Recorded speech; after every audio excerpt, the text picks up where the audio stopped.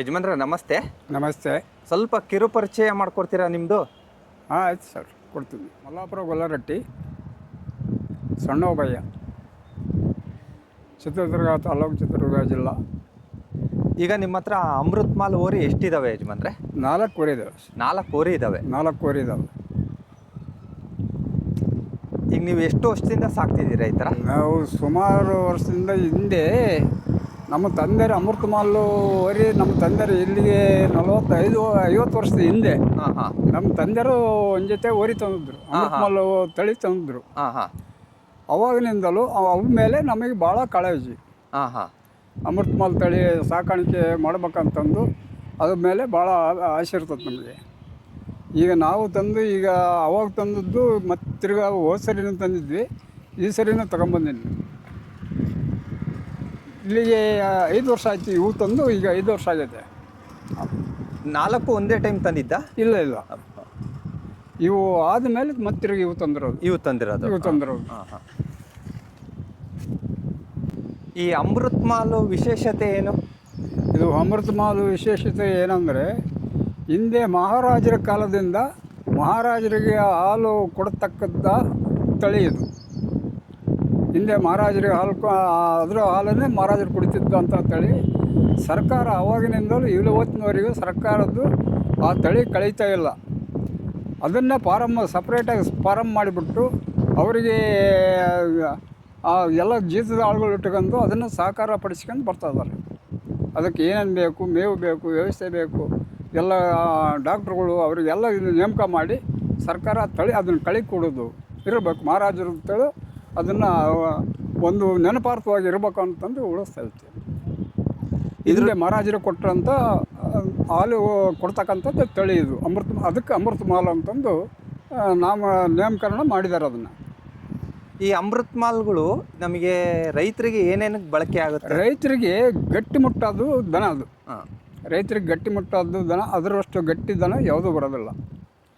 ಅದು ಚಿಕ್ಕಂದಿನಿಂದಲೂ ಹಾಲು ಕುಡಿದು, ತಾಯಿ ಹಾಲು ಕುಡಿದು ಅಷ್ಟು ಗಟ್ಟಿ ಬರ್ತದೆ. ಹೆಚ್ಚಿಗೆ ಹಾಲು ಅದನ್ನ ಕರ್ಕೊಳಕ್ಕೆ ಹೋಗೋದಿಲ್ಲ. ಸ್ವಲ್ಪ ಕರ್ಕೊಂಡು ಇದ್ದಿದ್ದೆಲ್ಲ ಕರ ಉಂಡ್ಕೊಂಡು ಅಂತ ಕೈ ಬಿಟ್ಬಿಡ್ತಾರೆ. ಇದ್ರದ್ದು ಗಟ್ಟಿ ಬರ್ತದೆ, ದನ ಭಾಳ ಗಟ್ಟಿ ಬರ್ತದೆ.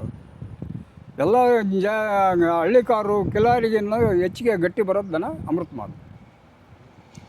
ಮತ್ತು ಇವು ವ್ಯವಸಾಯಕ್ಕೂ ಬರುತ್ತೆ. ನೀವು ಏನು ಬೇಕಾದ್ರೂ ಹೇಳ್ಬೋದು, ವ್ಯವಸಾಯಕ್ಕೂ ಬರುತ್ತೆ. ಆಮೇಲೆ ಸ್ಪರ್ಧೆ ಆಡ್ತಾರಲ್ಲ, ಪಿ ಕಟ್ಟಿ ಸ್ಪರ್ಧೆ ಆಡೋದು, ಕೊಬ್ಬರಿ ಕಟ್ಟಿ ಅದು ಮಾಡೋದು, ಅವಕ್ಕೆಲ್ಲ ಹೋಗ್ತಾರೆ. ಅವಕ್ಕೆಲ್ಲ ಸ್ಪರ್ಧೆ ಆಡ್ತಾರೆ. ಈಗ ನಿಮಗೆ ಅಮೃತ್ ಮಾಲ್ ಓರಿ ಅನ್ನೋದು ಹೇಗಂತ ಗೊತ್ತಾಗುತ್ತೆ? ನಮ್ಮಂಥ ಯುವಕರಿಗೆ ಅಮೃತ್ ಮಾಲ್ ಓರಿ ಅಂತ ಹೆಂಗೆ ಗೊತ್ತಾಗೋದು? ಇದು ಅಮೃತ್ ಮಾಲ್ ಓರಿ ಅಂತ ನಾವು ಹೆಂಗೆ ಕಂಡುಹಿಡಿಯೋದು? ಹೆಂಗೆ ಅಮೃತ ಮಾಲ್ ಓರಿ ಅಂತಂದು ಅದು ಸೀಲ್ ಇರ್ತದೆ. ಅಮೃತ ಮಾಲಿಗೆ ಮಾತ್ರ ಆ ಸೀಲ್ ಇರುತ್ತೆ. ಈ ನಂಬರ್ ಇರ್ತದೆ. ಈ ನಂಬರ್ ಇರ್ತದೆ. ಈ ನಂಬರ್ ಇದೆಯಲ್ಲ, ಆ ನಂಬರ್ ಇರ್ತದೆ. ಅದು 50ನೇದು ಕರ ಸೀರಿಯಲ್ ನಂಬರ್. ಅದು ಇದು ಇಸ್ವಿ 20ನೇ ಇಸ್ವಿ ಹುಟ್ಟಿರೋದು. ಆಮೇಲೆ ಅದು ಎಲ್ ಫಾರಮ್ ಎಂದು ಅಂದರೆ ಲಿಂಗದಹಳ್ಳಿ ಫಾರಮ್. ಅಂದ್ರೆ ಲಿಂಗದಹಳ್ಳಿ ಫಾರಮ್. ಇದೇ ನಂಬರು ಕಿವಿ ಒಳಗೂ ಇರ್ತದೆ. ಕಿವಿ ಒಳಗೂ ಇರುತ್ತೆ. ಕಿವಿ ಒಳಗೂ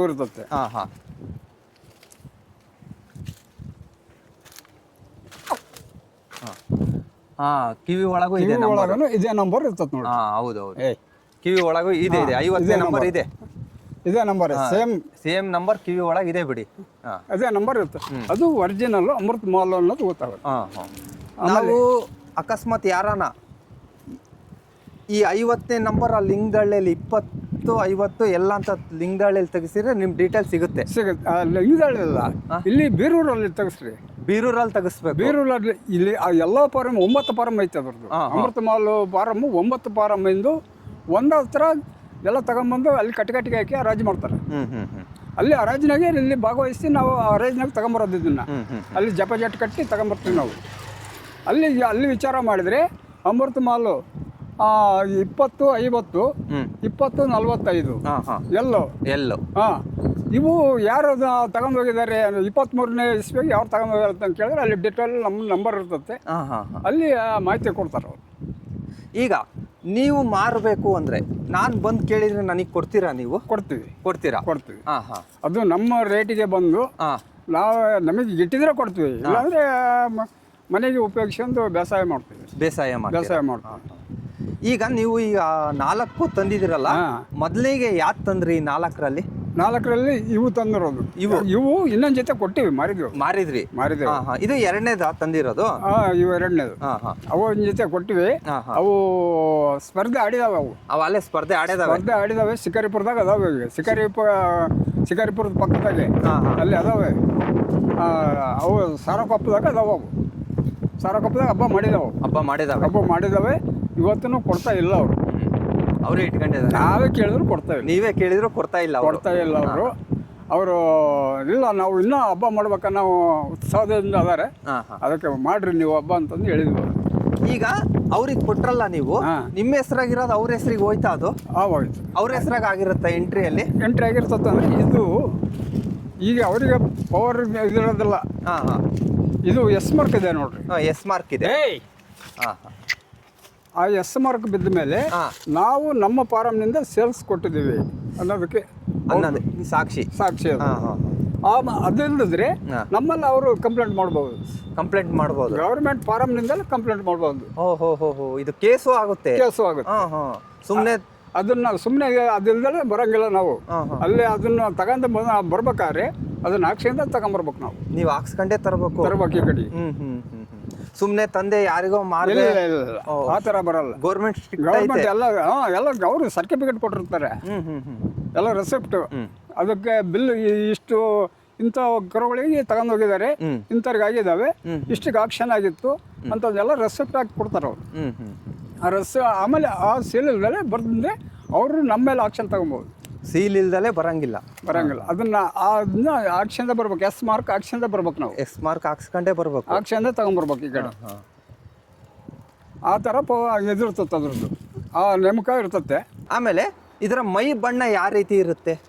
ಮೈ ಬಣ್ಣ ಈಗ ನೋಡ್ರಿ, ಅವಾಗ ಈ ಬಣ್ಣ ಇರಲಿಲ್ಲ. ಅವಾಗ ಆ ಬಣ್ಣ ಇದ್ವು. ಆ ವೈಟ್ ಕಲರ್ ಇತ್ತಾ? ವೈಟ್ ಈ ಥರ ಕಲರ್ ಇದ್ದದ್ದು ದೊಡ್ಡದು ಆಗ್ತಾ ಈ ಕಲರ್ ಬರುತ್ತೆ. ಈ ಕಲರ್ ಬರುತ್ತೆ. ಅದು ಆದ್ರೆ ಅಷ್ಟೇ. ಆ ಕಡೆ ಐತಲ್ಲ ಅದು ವೈಟು, ಪೂರ ವೈಟ್ ಇದ್ದದ್ದು. ಆ ಥರ ವೈಟ್ ಇತ್ತು ಪೂರ. ಅದು ದೊಡ್ಡದಾಗ್ತಾ ಈ ಮುಂದೆ ಅಲ್ಲೇ ಕಪ್ಪು ಬಣ್ಣ ಬಂದಿದೆ. ಇದು ಆ ಥರ ಇತ್ತು. ಆ ಆಕಳ ಮಲಗೈತಲ್ಲ, ಇದು ಅಲ್ಲ ಆಕಳ ಮಲಗಿದೆಯಲ್ಲ, ಈ ಕಡೆ ಮಲಗೈತಲ್ಲ, ಆ ಕಲರ್ ಇತ್ತು. ಇದು ಈ ಕಲರ್ ಈ ದೊಡ್ಡದಾಗ್ತಾ ಆ ಥರ ಬರ್ತದೆ.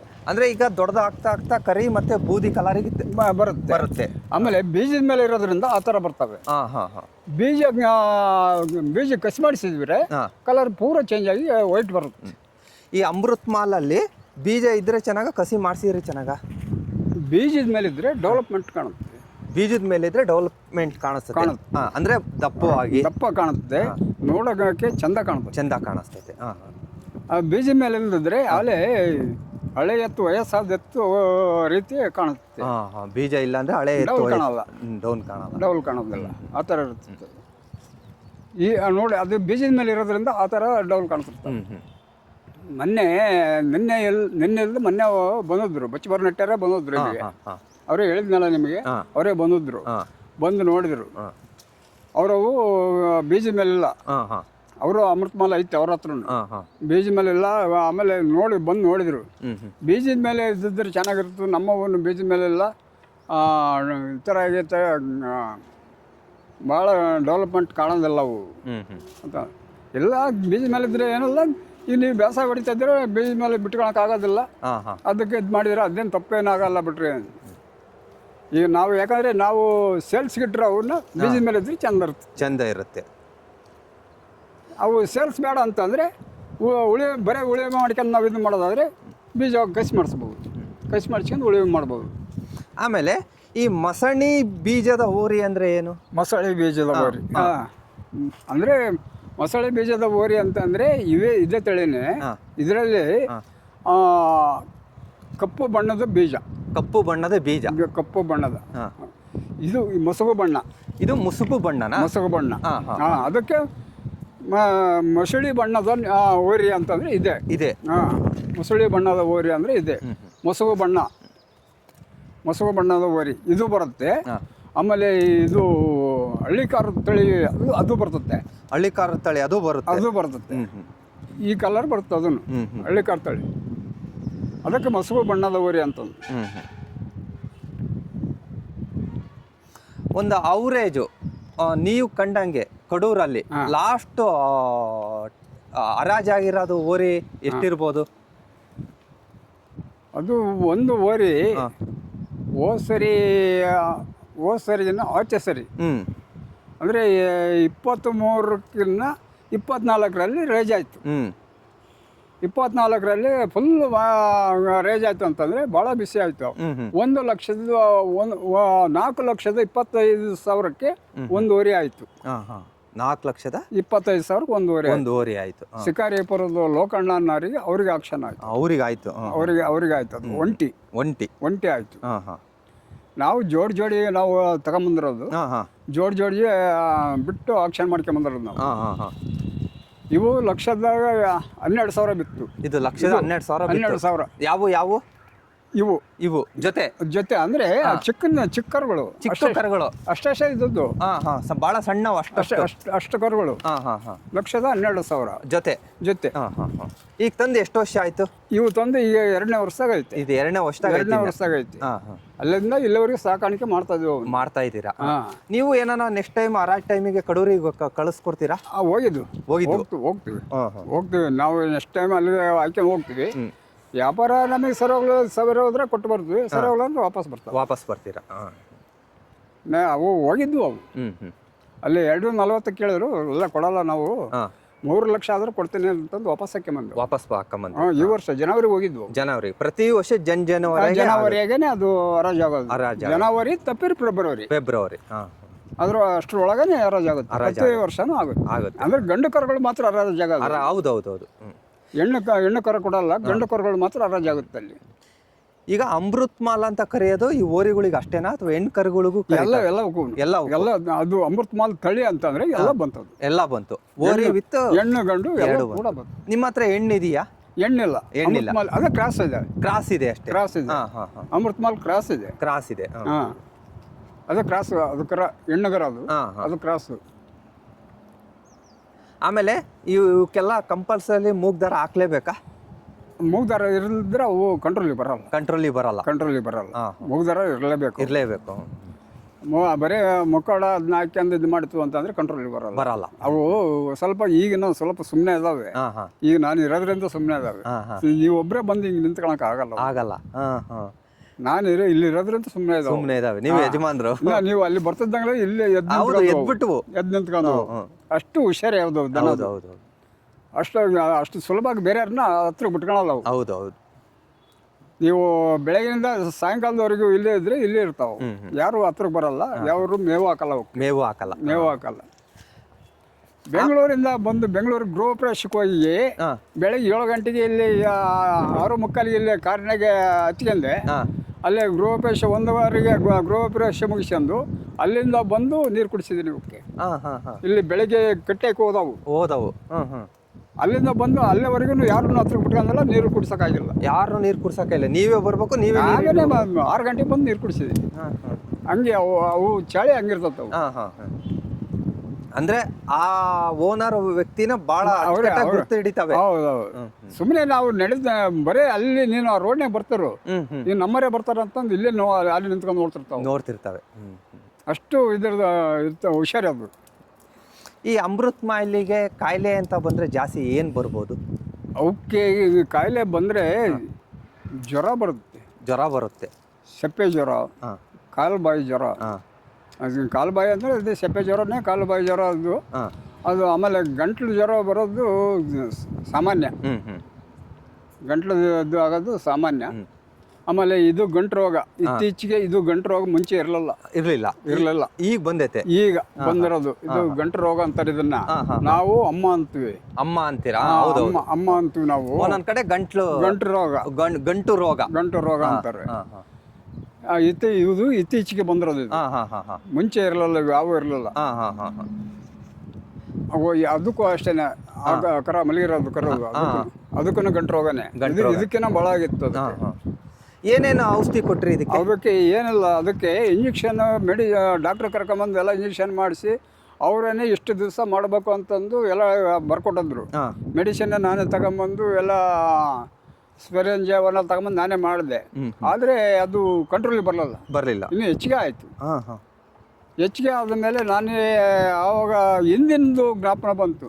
ಹಿಂದೆ ಅಮ್ಮ ಆದಾಗ ಹಿಂದೆ ನಮ್ಮ ಯಜಮಾನರುಗಳು ಈ ಥರ ಅಮ್ಮನ ಬೇವಿನ ಸೊಪ್ಪು ಭಂಡಾರ ತೀರ್ಥ ಹಾಕಿ ಈ ಥರ ಹಿಂಗೆಲ್ಲ ಮಾಡ್ತಿದ್ರು ಅನ್ನೋದು ಅವಾಗ ಜ್ಞಾಪನ ಬಂದಾಗ ಅವಾಗ ಅದನ್ನು ಉಪಯೋಗಿಸ್ದೆ.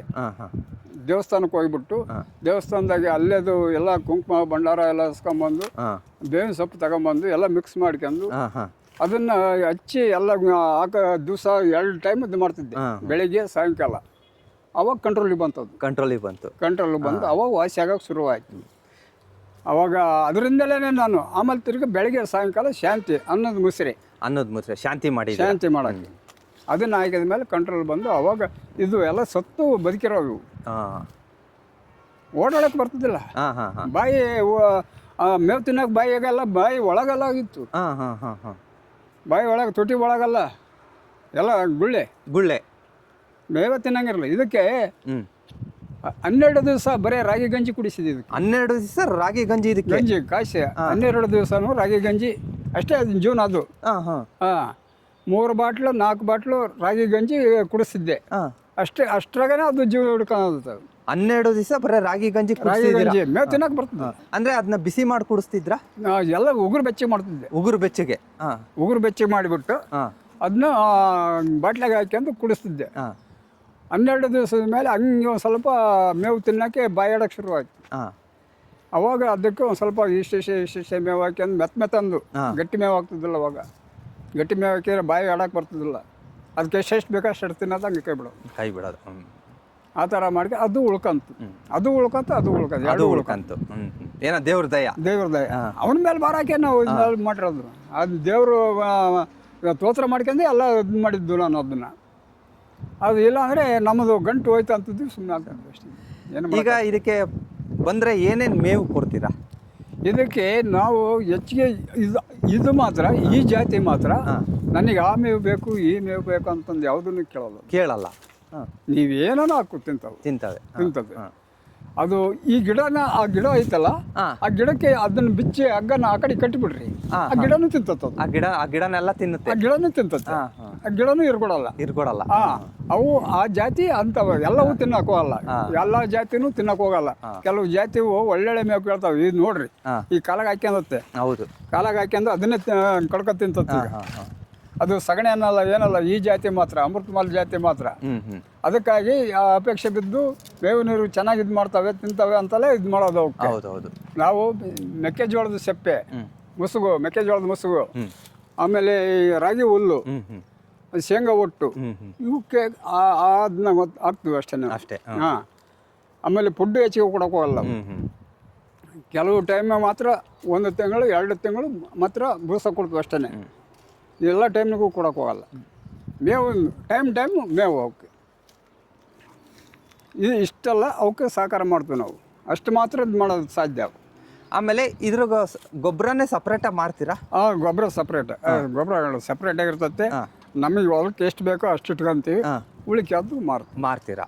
ನಮಗೆ ಹೊಲಕ್ಕೆ ಸರಿ ಹೋಗೋದಾದ್ರೆ ಹೊಲಕ್ಕೆ ಅಷ್ಟಕ್ಕೆ.